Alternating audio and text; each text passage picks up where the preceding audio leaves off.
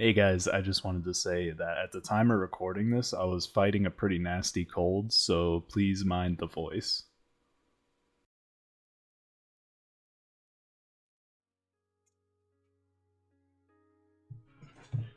Alright.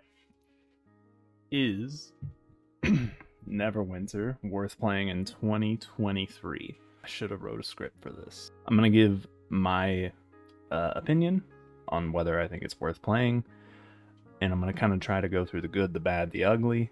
And this is inspired by Josh Strife's video, Worst MMO Ever. If you've watched any of his videos, it's not like he's actually saying it's the worst MMO ever. It's actually a series that he does where he talks about MMOs and like kind of the good, the bad, and the ugly. And I watched this video. It's really good. I liked it. And there's certain things I kind of agreed with, disagreed with, whatever. So I guess let's just start.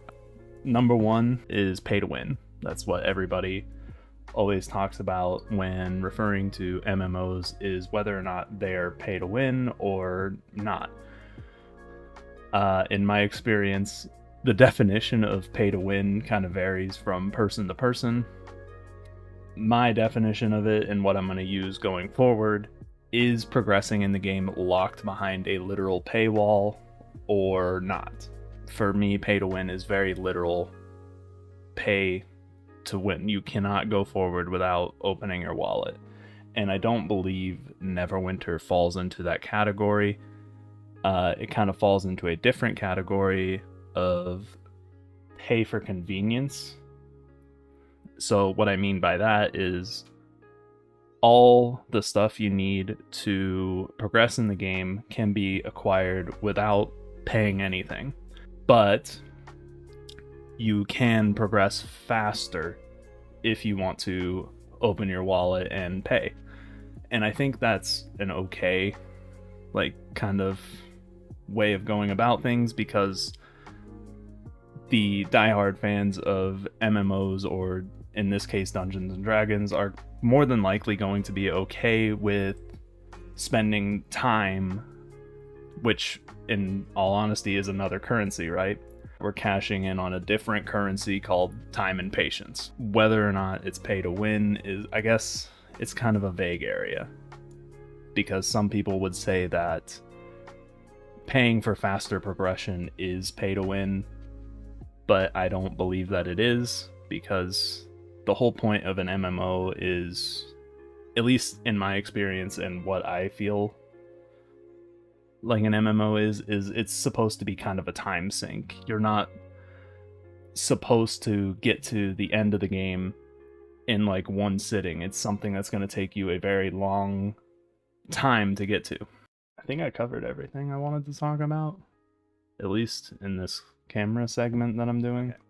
So something right off the bat I will say is Neverwinter has a pretty decent character customization that you can do. This is my character. You start out with 2 character slots. So I obviously have quite a bit more because I wanted a bunch of bank characters and I wanted one of every class. Some of them I paid for, some of them I got from promotions that they run, codes and stuff that they'll give you a free character slot. So as far as one of the things that is sort of kind of behind a paywall is if you want to have multiple different characters, then yeah, you will have to unfortunately pay. But if you just want to have 1 or 2 characters, which is basically what I do now, I have like 1 character I actually play, then you can do it without paying a single thing. Something that's commonly brought up with Neverwinter and other MMOs in general is paying for gear. This is my tank spec. Let's go to DBS spec because that's what most people play. Most of the gear can only be obtained through playing the game except for the neck, waist, and shirt. The accuracy and armor kits, you can get them through the auction house. So in here you'll have your jewels, your armor reinforcement kits, all sorts of things that you can equip to your gear.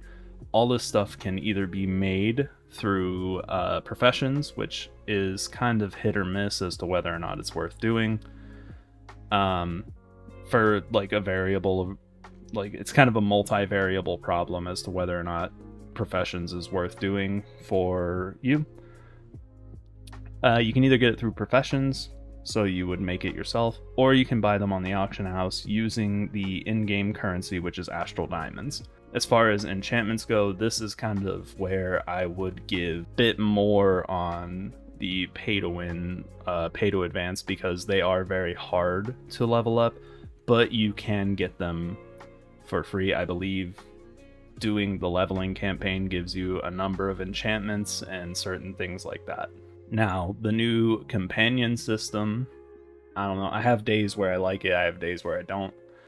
You can get all the companions on either auction house or through running dungeons as a part of the premium loot rewards, and I think you can also get them through the progression rewards, which is the little purple bar here. Once you fill it, you get a free reward, and you just basically fill that up by either running dungeons, killing mobs, whatever.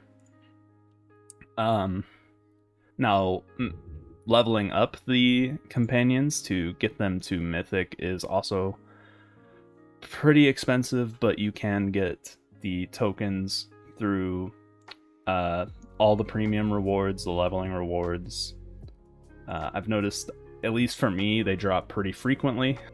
They drop for me pretty frequently, even though I don't really need them anymore, but I will need them in the future if a new companion comes out that is really good. So it's always good to like have them. And the same kind of goes for mounts.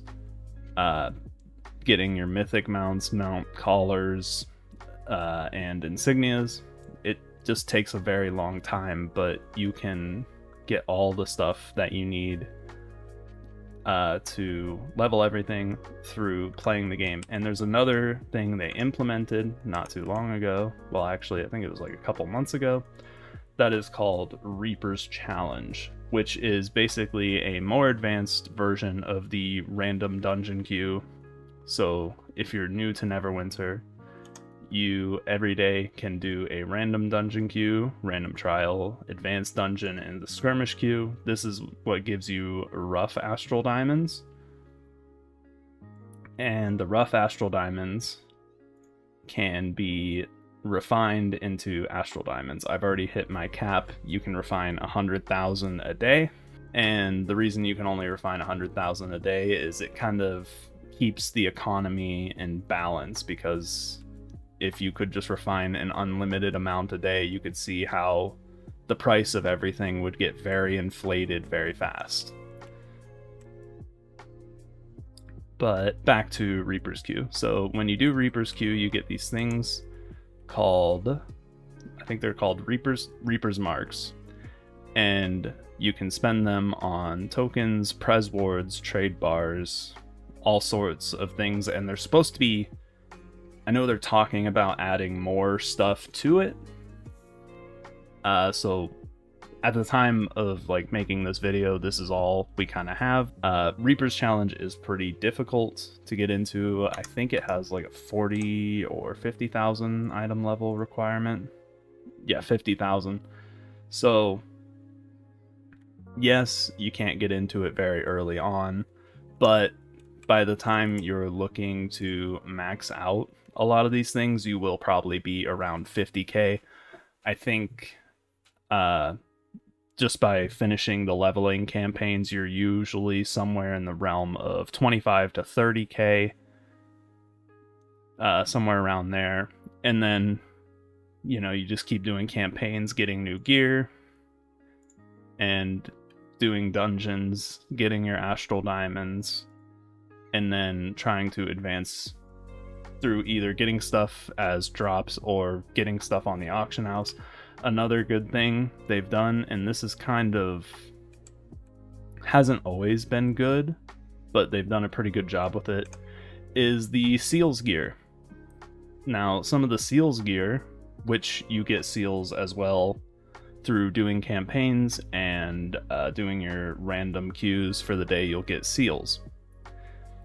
And some of the seals gear is actually pretty good. So it's a real easy way to get the item level you need to do these queues that will help you progress further. So something else you have is your legacy campaigns, which is going to be your Dreadring, Storm Kings, Icewind Dale, and Avernus, and Ravenloft.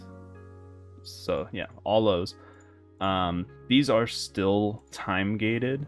Something you can do with the legacy campaigns is you can go to the vendor. So now we're at Sabella Artis. She is your legacy campaign quest giver and vendor. So you can accept these quests.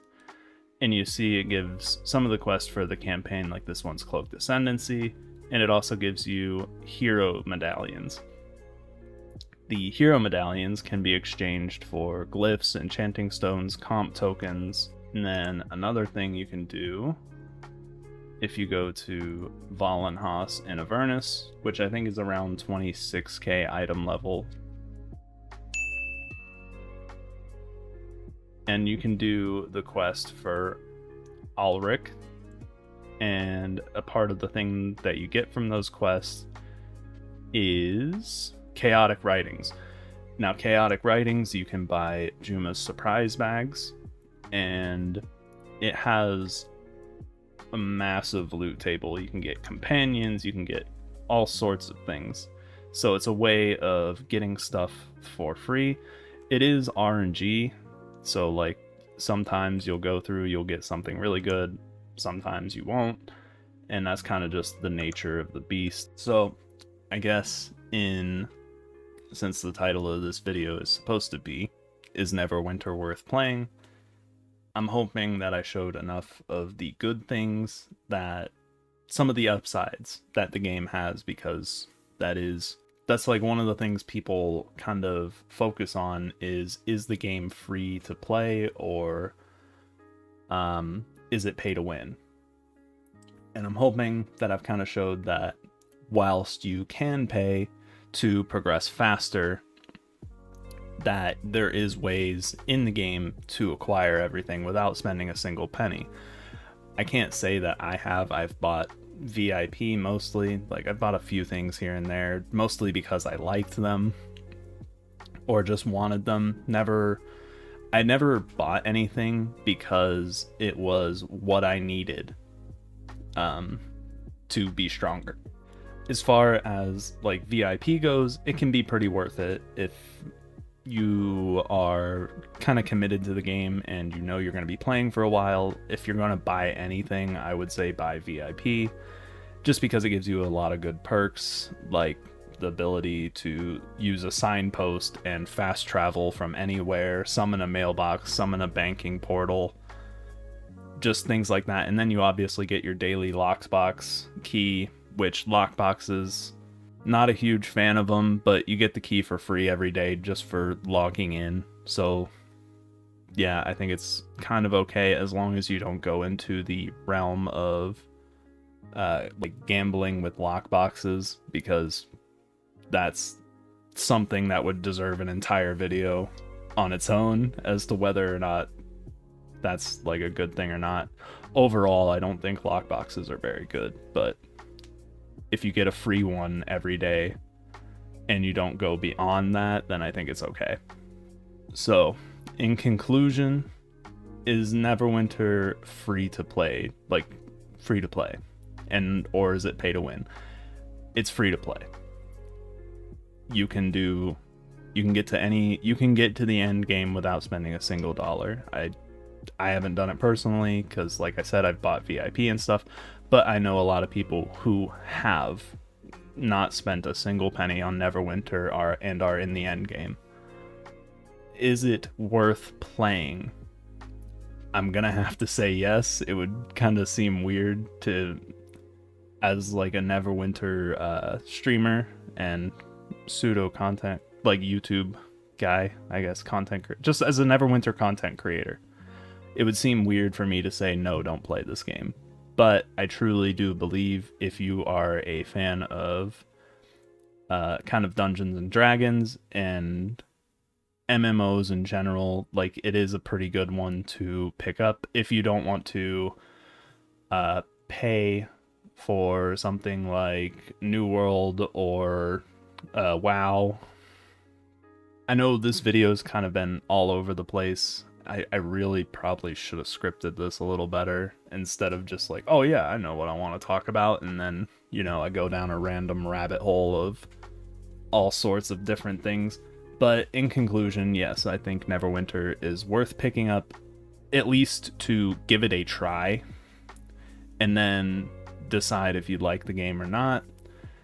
I don't believe that it is pay to win at all. Based on my definition that I gave earlier on what I believe pay to win is. So, thank you guys for watching, and I will catch you in the next video. Peace.